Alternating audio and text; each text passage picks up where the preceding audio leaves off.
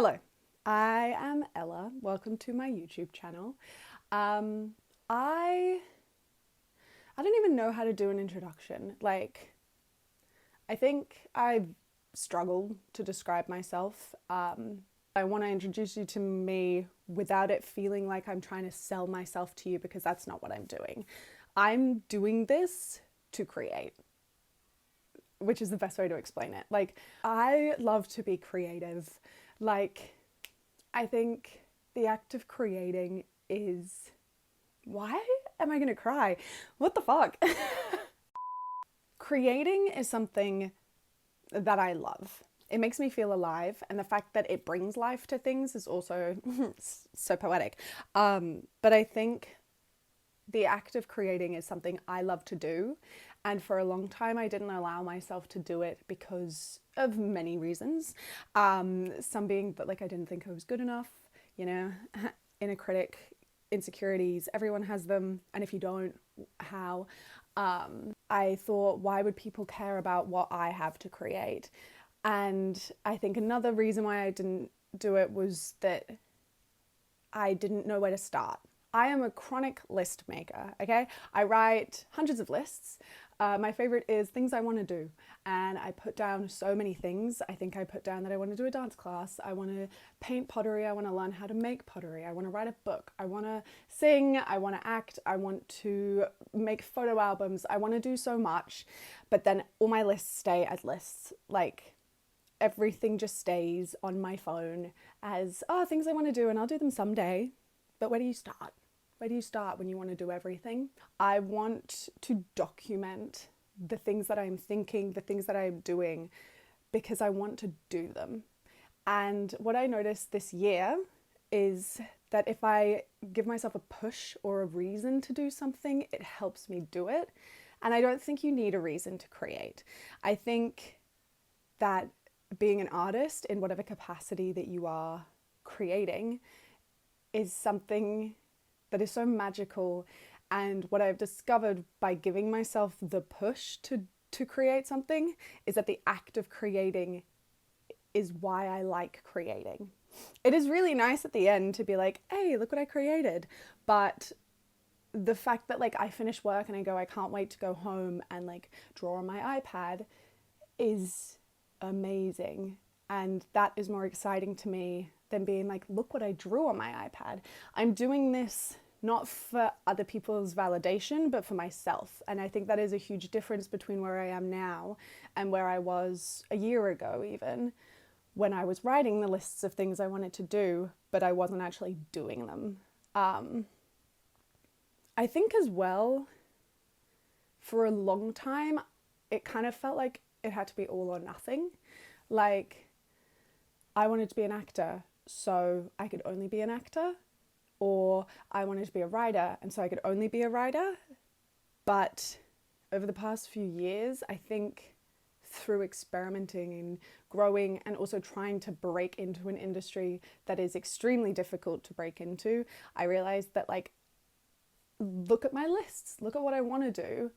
Why am I limiting myself to only picking one? My first degree that I did at university was for creative writing, and it felt like when I graduated I had to be a writer. That was my only option. And when that became overwhelming, and I'd obviously burnt myself out creatively in that genre of creativity, I then was well, I can't do this anymore, so I have to find something else. And then I just worked in retail for a bit, and retail, mind you, can be really fun. I loved my job. I worked with makeup, I worked with merchandising, I loved it. And then I realized that another thing that I really wanted to explore was acting. I'd loved acting since I was a child.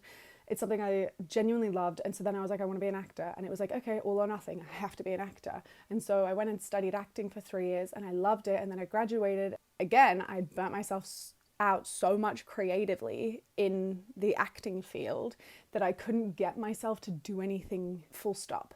But also the work I was creating was bad because I couldn't do it anymore. I had put all my eggs in the one basket, and I couldn't function anymore in that capacity because there was nothing left to give. And so then I spent 2 years trying to heal myself. And so breaking yourself out of that mindset is a process. Like coming to the point where I am now, where I'm like, I can do anything, like I can do everything, is like, it took 29 years for me to get here. Like it doesn't just happen. And if it does for you, like live that life. At the end of last year, I read The Bell Jar by Sylvia Plath. And those who know the book would know it well. And those who don't, she basically describes a fig tree. And I'm going to explain this so badly. I'm going to put up the text. But it's basically the idea that if your life is a fig tree and every opportunity or everything you want to do is a fig that grows, you can sit and you can watch all the figs grow and be like, how can I do them all? And it gets to the point where you watch a fig, like something you want to do, fall off the tree and rot on the ground. And you just keep watching all the things that you want to do, all the things you want to achieve, all the opportunities you have fall and rot because you don't, like you want to do too much and you don't know where to start and you're paralyzed, basically. That's a really bad rendering of what I remember from the book. But I remember crying when I read it because it finally, someone had summed up how I felt. Someone had summed up how I have been feeling, specifically the past 2 years after graduating uni, after losing the structure of knowing what every day looks like and what I am like working towards, after losing that and just being put in the real world with no like, here's a job for you to go straight into, or, you know, like no structure anymore. I have been lost because I have wanted so much and I can see everything I want to do, and I have been like, how can I achieve them? How can I do anything when I want to do so much? And the crazy thing is, you just have to start. And it's kind of shit advice because it's not advice really, because starting is the hardest thing. Truly, the hardest thing is to start the thing that you want to do. Ugh. Yeah, so I guess for me, oh my God, my dog is beside me. My dog, okay, pause the thought. My dog is beside me. I love my dog. This is my puppy. This is my little baby. His name is Jasper. Named after Jasper from Twilight. Resemblance uncanny. He's the type of dog that just has elevated music playing in his head the whole time. Do you know what I mean? My other dog is so smart. Like she can watch TV. Like she watches TV. I've watched her like track the TV. Like she's extremely smart. This little boy, elevator music. There's nothing going on in his head. Anyway, back to what we were talking about. What was I talking about? Starting. You just have to start, and starting can look like anything. So for me, the big thing that pushed me to start is this year, I have always wanted to make a zine. I'm always like, I have things to say, but who the hell would want to read them? And so then I went, screw it. I'm going to send my 4 closest friends a copy of a zine, which means I have to make a zine, and I want to make one every month. Like that was just something I thought while driving in my car to go get some McDonald's. I was like, I'm going to make my friends a zine and I'm going to send it out. And this was like the 15th of January. I was like, I'm going to do a monthly zine and send it to my friends. And then it was like, oh, well, if I'm doing a monthly zine and I'm sending it to my friends, the month is almost up. So I went home and I drew on my iPad a monthly zine for January, went to Officeworks the next weekend, got it printed out, put them in envelopes and sent them off to my friends. And that was it. I had started. And the push was I was sending something to someone and I had a deadline. I had to start. It was not good, but I did it. And that's kind of how it starts. It sets the ball rolling, because then I booked a paint a pot class and I painted a pot, which I get to pick up today. But I did that. And that is something that has been on my list for over a year now of things I want to do. I did it. I think starting with one thing and knowing that you can do all the things is how you do all the things. And I'm not saying that I know everything, because I sure as hell don't. So I'm not being like, once you do the first thing, it's a really easy process. It's not. But if you want to do it, you have to do it. Like you have to start. Even today, I doom scrolled my morning away because I was anxious about the fact that I had a day at home alone so I could film a video uninterrupted. And that meant that I had to film a video. And that freaked me out enough that I spent all morning doom scrolling on my phone. And then came into my room and was like, I'm going to wash my makeup brushes. And then I'm like, I am going to wash my makeup brushes because I need to do that. But also, I am going to film this video because I want to. Like, this is for me.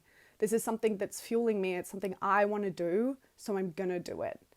Like, you have the freedom to try and to play and not to get it right, and that be okay. Like, it's okay to not be amazing at stuff, but if you love doing it, do it. This video, the videos that I make, it's like an opportunity for me to do it all. And if the things I say influence other people, then that's beautiful. If people watch my videos, that's beautiful. But if no one watches this and it's just a way for me to look back on my journey, that's beautiful. Like, that's what this is for.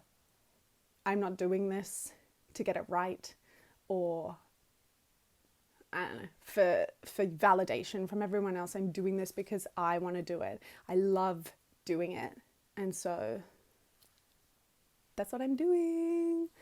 Hope you're excited. Basically, a really long-winded way of saying I want to do everything. And so if you would like to come along with the journey of me doing everything and documenting everything, then please do. I want YouTube to kind of be a space like this video where I can just kind of like talk at the camera like it's my bestie and like talk about things that I'm interested in, or talk about my journey, or just like document the things that I'm doing. This is also it's kind of like putting the ownership on me. Like, I have to do it now because I'm doing it. Like, I've said that I'm doing it, not just to myself. I've like said it to the world, or the like 2 people watching this video. And so now I have to do it. Like, I'm taking ownership. I am putting the fucking pressure on, because if this is what I want to do and it's all I want to do, then I need to find a way to do it all the time and live my life. Very long ramble. If you watched, genuinely thank you for watching the whole way through, because I feel like I had notes. Like, I did have notes. I had notes, but I did not stick to anything. I just kind of rambled, and that's really nice because it means I do think of you as a friend. Okay, I'm gonna end the video with ASMR. So, wait 1 second. Okay. I love ASMR. That's a fun fact about me. Thank you for watching my video. And I'm aiming to post weekly on YouTube, but hopefully more on Instagram. So you can check out my Instagram if you miss me. And it's okay to miss me. I know I'm amazing. Okay, thank you. I actually do need to go. I need to go get a blood test.